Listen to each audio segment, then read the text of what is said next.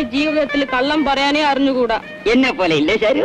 അങ്ങനെ ആയിരിക്കണം എന്റെ ഭർത്താവായ മോഹനും. തീർച്ചയായും.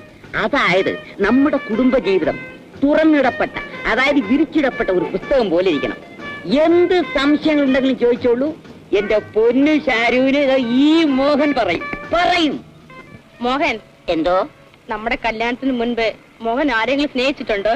ഉണ്ട്. എന്ത്? ആരാണ് അവൾ? എന്റെ അമ്മ.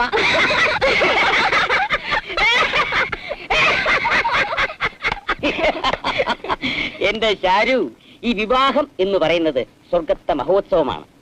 അവിടെ കറ പറ്റാതെ കയറി വരുന്നവർ മഹാഭാഗ്യവാന്മാർ. എന്റെ ജീവിതത്തിൽ നിന്നെ അല്ലാതെ ഒരൊറ്റ പെണ്ണിനെ പോലും സ്വപ്നത്തിൽ പോലും ഞാൻ തീണ്ടിട്ടില്ല. ഇത് സത്യം, ഇത് സത്യം, ഇത് സത്യം. മോഹൻ, കോളേജിൽ പഠിക്കുമ്പം പലരും എന്നെ വല വീസാൻ ശ്രമിച്ചു. പക്ഷേ ഈ ശാരദ ഒന്നും